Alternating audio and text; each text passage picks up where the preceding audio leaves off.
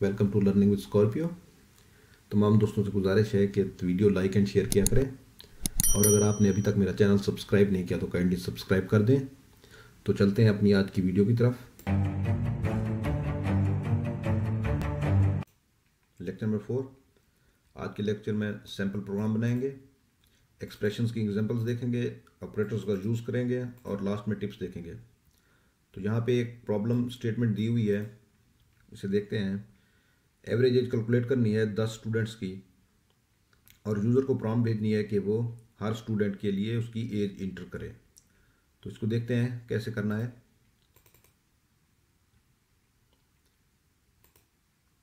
Source file कंट्रोल+N करके भी कर सकते हैं, और यहाँ से भी sharp include angle brackets IO stream using name space std main parentheses करली ब्रेसेस। यूज़र को प्रॉम्प्ट भेजने के लिए सी आउट यूज़ करते हैं, लेस देन, और यूज़र से इनपुट लेने के लिए सी इन यूज़ करते हैं ग्रेटर देन साइन के साथ। ठीक हो गया।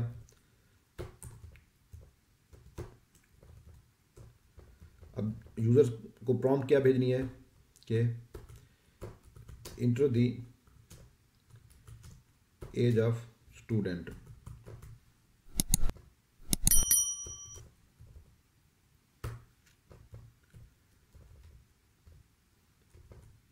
एक वेरिएबल डिक्लेयर करेंगे इंटीजर एज का, और सीन ले लेंगे एज की वेरिएबल एज के अंदर। ये तो हो गया एक स्टूडेंट के लिए। अब अगर हमने 10 स्टूडेंट्स के लिए लेना है तो हम यहाँ पे फर्स्ट स्टूडेंट लिख लेंगे,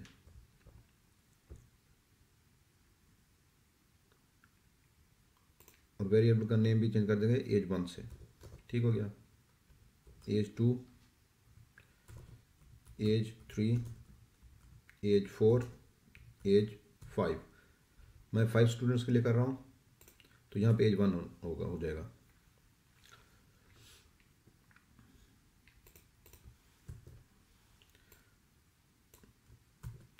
इसको कॉपी पेस्ट कर लेते हैं, कंट्रोल+C कंट्रोल+V।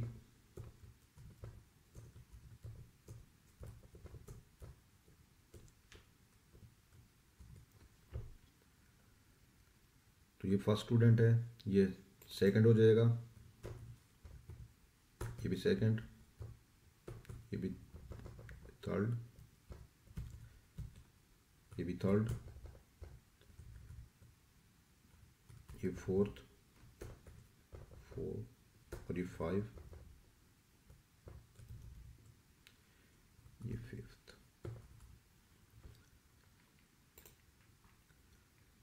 इनपुट आ गई इन वेरिएबल्स के अंदर। तो हमने कैलकुलेट करनी है एवरेज एज। तो उसके लिए हमें 2 वेरिएबल्स चाहिए होंगे, एक टोटल एज के लिए और एक एवरेज एज के लिए।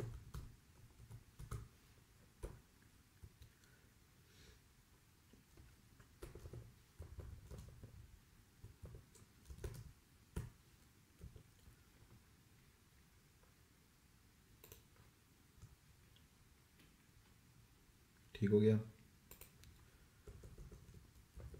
तो टोटल एज क्या है, अब देखें 5 स्टूडेंट्स हैं, तो 5 स्टूडेंट की एज हमने फर्स्ट स्टूडेंट की इसमें ली है, दूसरे की इसमें, तीसरे की इसमें, चौथे की इसमें, पांचवें की इसमें। तो हम यहाँ पे इस तरह से लिख सकते हैं ना, age 1 plus age 2 plus age 3 plus age 4 plus age 5।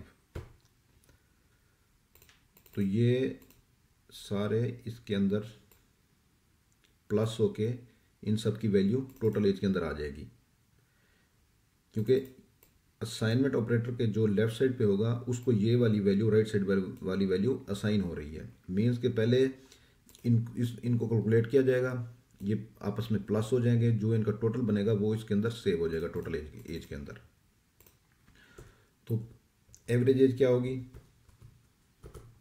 Average total as, ये वाली टोटल एज, और इसको हमने डिवाइड कर देना है जितने भी स्टूडेंट्स हैं। तो हमने इसको डिवाइड कर देना है जितने स्टूडेंट्स हैं। तो यहाँ पे 5 स्टूडेंट्स हैं, मैं 5 से करूँगा। अगर आपने 10 की कैलकुलेट की हुई है टोटल एज, तो आप 10 से डिवाइड करेंगे, ठीक है। तो उसके बाद हमने यहाँ पे इसको डिस्प्ले भी करना है कि सी आउट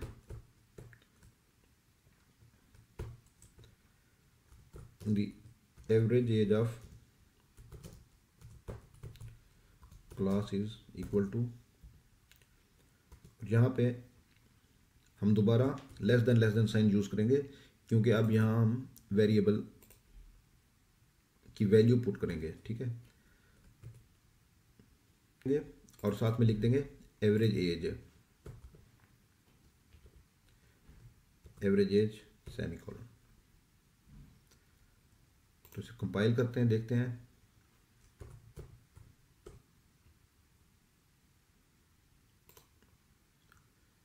ठीक हो गया। तो मैं पुट करता हूँ 12, 13, 14, 12। तो उसने एवरेज एज 12 कैलकुलेट की है। उम्मीद है ये आपको समझ आ गया होगा। तो अब दोबारा चलते हैं।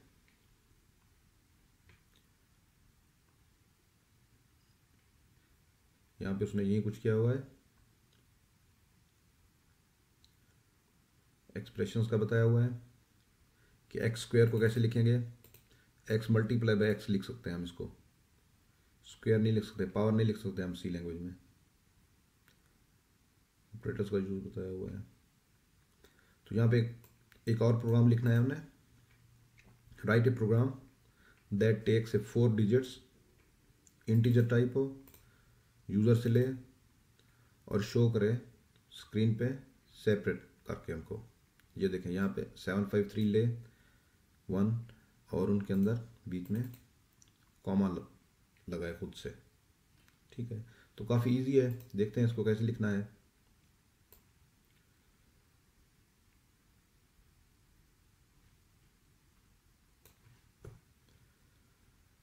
तो यूज़र को प्रॉम्प्ट भेजनी है पहले तो उसे हम कहते हैं इंटर दी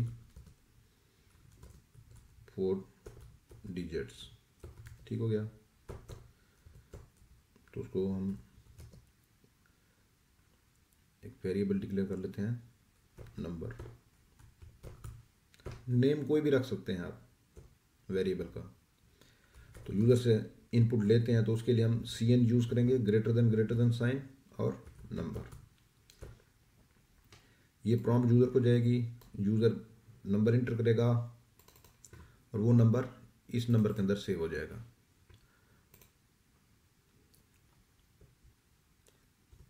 तो हमने उसको कॉमा से सेपरेट करना है।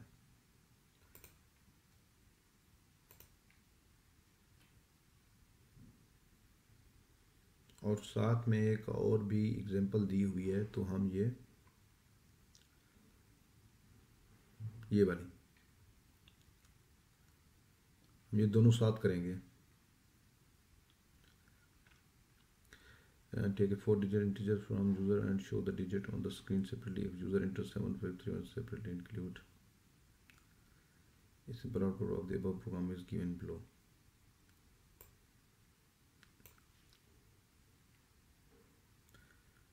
ये देखें यहाँ पे 5 6 7 8 यूजर इंटर करे तो आपने डिस्प्ले करना है 8 7 6 5, मीन्स रिवर्स ऑर्डर में प्रिंट करना है और साथ में कॉमा से सेपरेट करना है। तो हम यही करने वाले हैं। तो एक और इसके लिए हम वेरिएबल डिक्लेयर कर लेते हैं डिजिट का।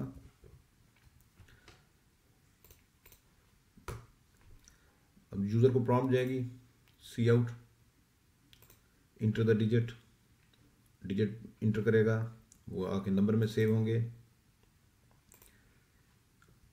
और इस वक्त नंबर और डिजिट में कुछ भी नहीं है, तो हम डिजिट को इक्वल कर देते हैं, डिजिट को वैल्यू असाइन कर देते हैं हम नंबर की। मीन्स कि जो भी यूज़र इंटर करेगा नंबर, वही वैल्यू डिजिट की भी होगी, वही वैल्यू नंबर की भी होगी इस पॉइंट पे, यहाँ पे। ठीक हो गया। तो हमने रिवर्स ऑर्डर में प्रिंट करना है, तो उसके लिए हम कह देते हैं digit is equal two digit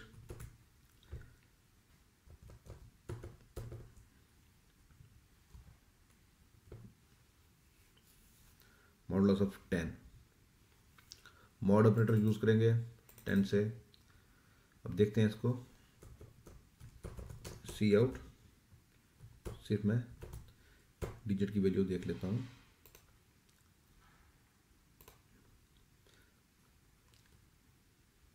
five six seven eight, तो डिजिट की वैल्यू अब क्या होगी है, 8 होगी है, तो हमें यही 8 ही चाहिए। ठीक हो गया।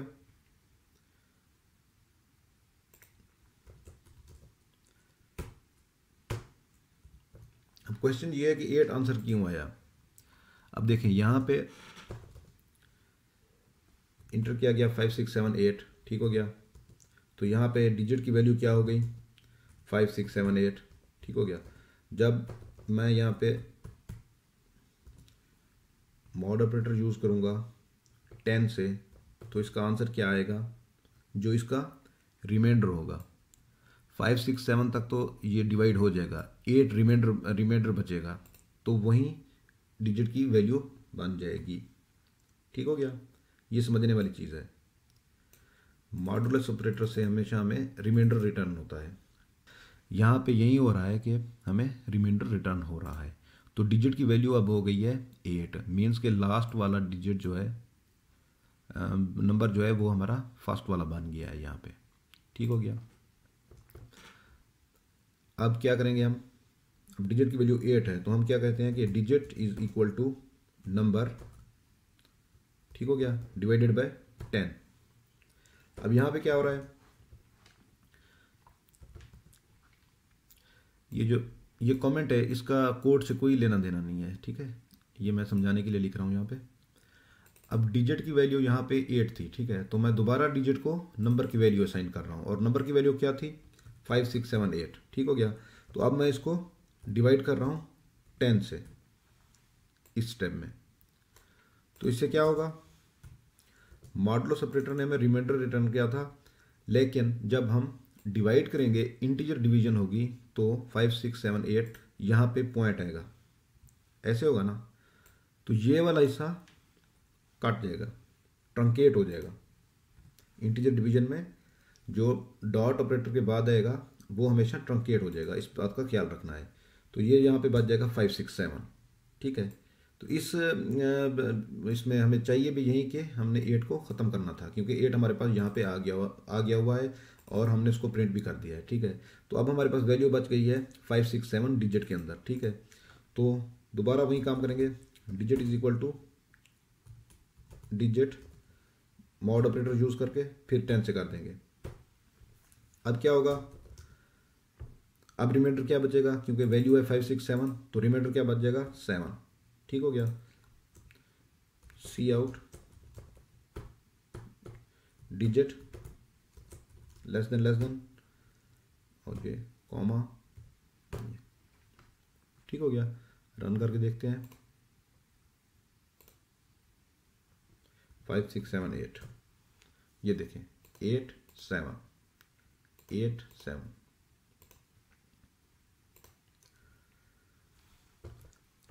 अब डिजिट की वैल्यू है सिर्फ 7। हम दोबारा क्या करेंगे, डिजिट को वैल्यू असाइन करेंगे न्यू, नंबर के ज़रिए, नंबर डिवाइडेड बाय, अब हम करेंगे 100। क्यों, क्योंकि हम चाहते हैं कि अब 7 भी ट्रंकेट हो जाए। अगर 10 से करेंगे तो फिर वहीं 567 आ जाएगा, तो हमने इसको 100 से डिवाइड कर देना है। 5678 डिवाइडेड बाय 100, आंसर इसका आएगा 56, ठीक हो गया। तो अब हम कहेंगे digit is equal two digit mod operator use करके 10 से, तो 567 में रिमाइंडर क्या आएगा, 6 आएगा। तो अब सी आउट करा लेते हैं, cout digit less then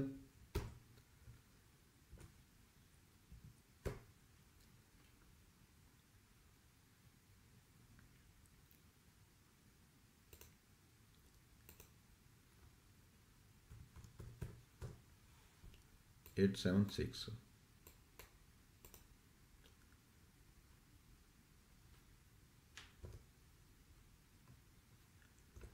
five के लिए digit is equal to number divided by 1000 निकाल दें। तो इसमें क्या होगा, 5 6 7 8 डिवाइडेड बाय 1000, तो इसका आंसर 5 ही आएगा। तो सिंपली इसको प्रिंट ही करा दें बस, बस। अब ये कॉमा नहीं लगाना यहाँ पे, ठीक हो गया। तो इसको कंपाइल करते हैं, रन। 5 6 7 8, ये देखें 8 7 6 5। दोबारा इसको रन करें। कोई भी 4 डिजिट्स आप दे सकते हैं, आप 1 2 3 4 4 3 2 1, ठीक हो गया। इसको कहता हूँ 4 3 2 1 1 2 3 4।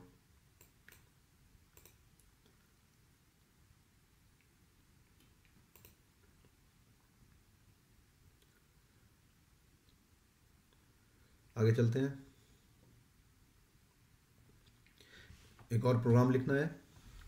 अब इसमें रेडियस सर्कल का लेन निकालना है, डायामीटर निकालना है, सरकमफ्रेंस निकालना है, area of circle, display the result. तो ये भी काफ़ी आसान है। इसमें हमने यूज़र से इनपुट लेनी है। इनपुट लेने के लिए वही सेम सी आउट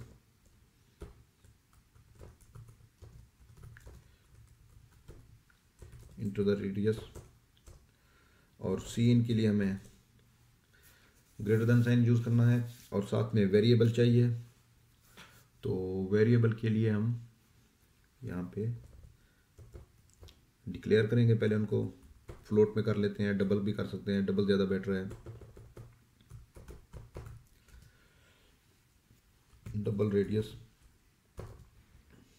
और साथ में क्या है, डायामीटर है, सरकमफ्रेंस है, एरिया है। एरिया, सरकमफ्रेंस,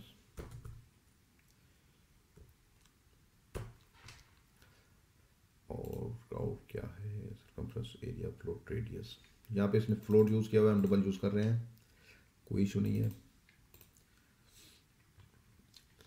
अच्छा, ये फार्मूलाज वगैरह गिवन होते हैं अक्सर, जहाँ पे ये दिया हुआ है डायमीटर के लिए ये है, और सरकमफ्रेंस के लिए ये है, एरिया के लिए ये फार्मूला गिवन्स होते हैं जब आपको कोई भी असाइनमेंट मिलती है या कुछ। तो इन्हें याद करने की ज़रूरत नहीं है इतना। तो मैं इनको पहले क्लोज कर देता हूँ। कहाँ पे है, यहाँ पे। तो हमने सीधा सीन लेना है रेडियस में, तो डायामीटर भी है, डायामीटर यहाँ पे हमने नहीं किया हुआ है। डायामीटर नेम कुछ भी रख सकते हैं आप, यहाँ पे रेडियस की बजाय आप कुछ भी रख सकते हैं, एरिया, लेकिन वही नाम हो जो पता चले, जिसके ज़रिए से कि ये रेडियस ही शो कर रहे हैं, हम रेडियस ही मांग रहे हैं उससे, तो रेडियस में ही सेव करना है। रेडियस 1 भी लिख सकते हैं इस तरह से, अगर एक से ज़्यादा रेडियस आ रहे हो प्रोग्राम के अंदर, या इसको हम रेडियस इस तरह से भी लिख सकते हैं, कोई इशू नहीं है। लेकिन आप नाम वही यूज़ करें जिससे आपको भी समझ आए और दूसरे पढ़ने वाले को भी समझ आए कि आपने क्या किया हुआ है। तो रेडियस इसके अंदर आ गया, तो हम सबसे पहले डायामीटर मालूम करते हैं। तो diameter is equal to 2 multiply by radius, मेरे ख्याल में ऐसे ही है, 2 मल्टीप्लाई बाय रेडियस, ठीक है।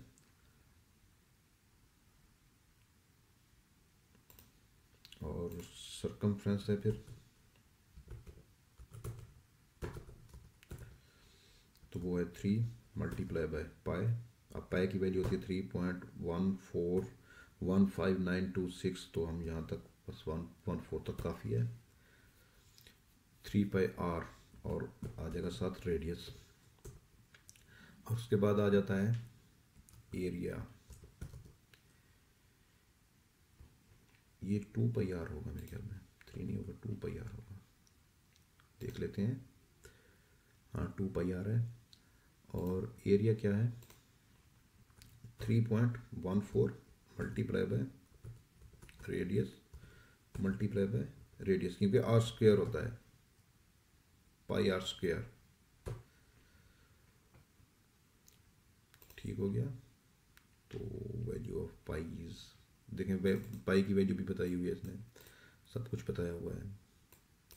तो इसमें एक और काम भी कर सकते हैं, अगर आप इसको इस तरह से कर लें तो ये भी अच्छी चीज़ है। देखें इस तरह से डबल लिख के यहाँ पे आप पाई लिख लें, पाई इज इक्वल टू 3.14।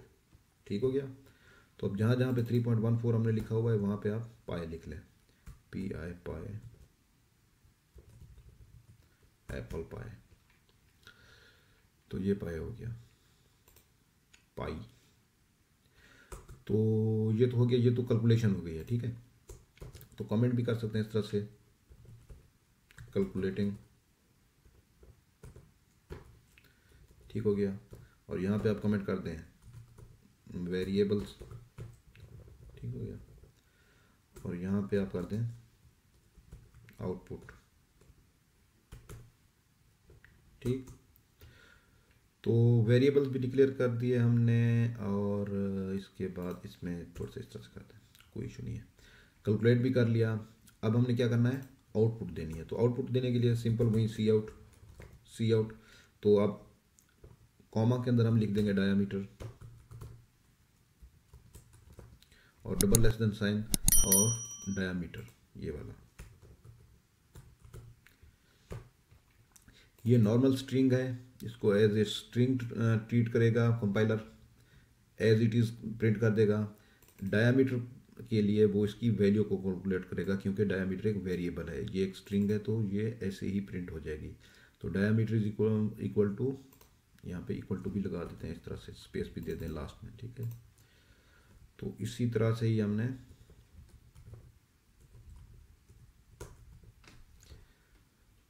यहाँ पे हम लिख देते हैं एरिया, और यहाँ पे भी एरिया, यहाँ पे सरकमफ्रेंस,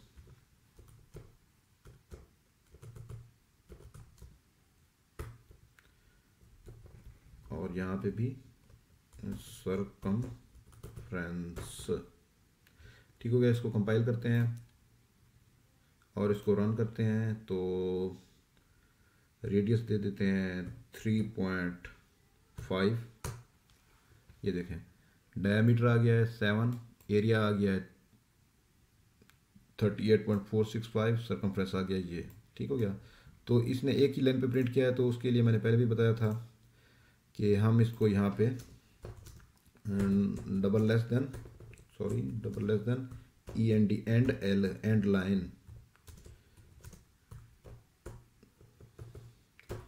एंड लाइन, और यहाँ पे भी एंड लाइन। ठीक है, अब रन करते हैं। 3.5, ये देखें डायमीटर 7, एरिया, सरकमफ्रेंस। ठीक हो गया।